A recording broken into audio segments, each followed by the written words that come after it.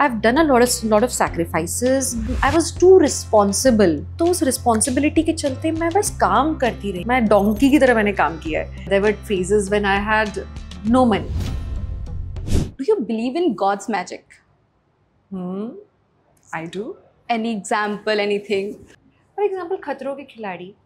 How did this happen कि मैं जो इतने सालों से मैं completely out of touch थी adventure से, मुझे अपने ऊपर भरोसा नहीं था. थैंकफुली विवेक को मुझ पर भरोसा था, मुझे नहीं था कि मैं क्या कर पाऊंगी.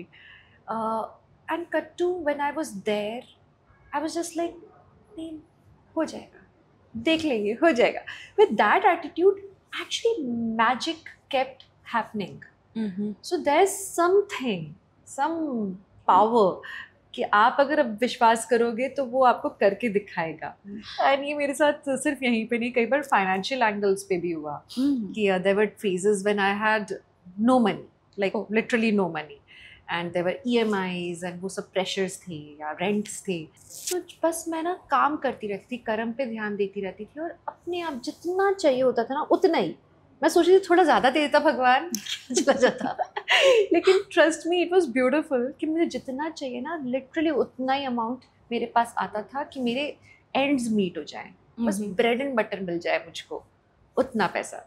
एज दे से कि यहाँ पे मुंबई में रहने में के लिए सस्टेनेंस सबसे मुश्किल है. आपको पहला प्रोजेक्ट शायद मिल भी जाए, ना भी मिले, लेकिन मिलने के बाद भी ज़रूरी नहीं कि आपको अगला मिले और उसके बाद अगला मिले. तो every day is a struggle for an actor. Mumbai is like a magnet, आपको अपना लेता है.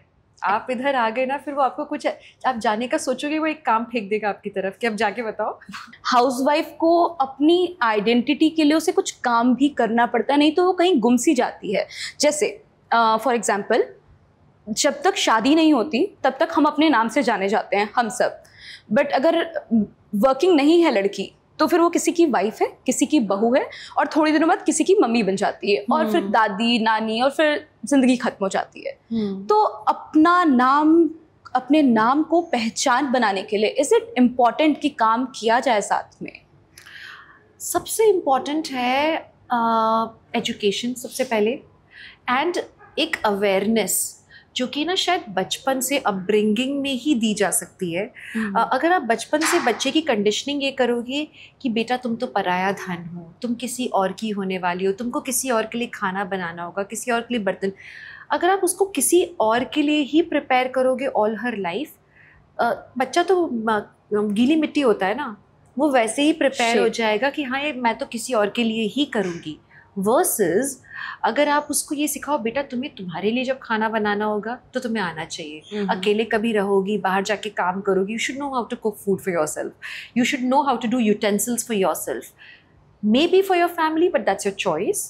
But we should teach them that you should get a partner who supports you enough, and जो कि तुम्हारे साथ बर्तन मांजे, जो कि तुम्हारे. सो अगर हम बचपन से अपब्रिंगिंग लड़कियों की भी ऐसी करें, मैं लड़कियों से इसलिए शुरुआत करी क्योंकि हम आमतौर पे आजकल ये कहने लगे नहीं लड़कों की परवरिश ऐसी होनी चाहिए, लड़कों को सिखाया जाना चाहिए how to treat women. That's one thing. लेकिन कभी कभी लड़कियों को भी सेल्फ रिस्पेक्ट डिमांड करना नहीं आता. Exactly. उन्हें वो भूल जाती हैं कि एक्चुअली उनकी खुद की आइडेंटिटी है, एंड ज़रूरी नहीं कि वो दूसरों के वैलिडेशन का इंतज़ार करें. आपको दूसरों के परमिशन अलाउ करने की ज़रूरत नहीं है. आप खुद मांगोगे ना अगर रिस्पेक्टफुली, आपको मिलेगा. आप अपनी पर्सनालिटी को समझो, अपनी इज्जत करो. The moment you start respecting yourself, people will automatically respect you. आज जहाँ आप खड़े हो, क्या फील कर रहे हो? आज इस जगह पे खड़े होकर पीछे पलट के देखते हो तो ये जो पूरा का पूरा मैजिक जो गॉड ने प्लान किया आपकी ज़िंदगी, जो आपने प्लान की थी, आई गेस ये उससे अलग है, ये उससे इतर है. तो ये कितनी इतर है, और आप कहाँ देखते हो अपने आप को आज मैं वैसा फील कर रही हूँ जैसा शीरी क्लाइमैक्स पर फील कर रही थी अपने आखिरी एपिसोड पे. ये वो वाली, लेकिन ये मेरी ज़िंदगी का आखिरी एपिसोड नहीं है for sure. I have done a lot of sacrifices. और सैक्रिफाइस कैसे, जैसे मैंने लाइफ में एंजॉय नहीं किया. जब लोग एंजॉय करते, आई वॉज टू रिस्पॉन्सिबल. तो और ऐसा नहीं किसी ने जिम्मेदारी का बोझा दे दिया था, खुद ली थी, खुद ही ले लिया था मैंने. तो उस रिस्पॉन्सिबिलिटी के चलते मैं बस काम करती रही। आई वॉज वेरी, मैं डोंकी की तरह मैंने काम किया है। तो मैंने भी अपने सैक्रिफाइसेस किए हैं। अब महसूस होता है कि it was a beautiful journey, it was all worth it, all sacrifices were worth it.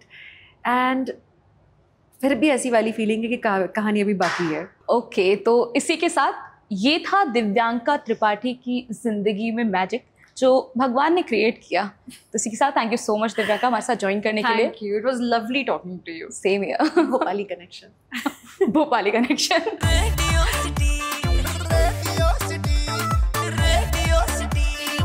Radio City, रग रग में दौड़े सिटी।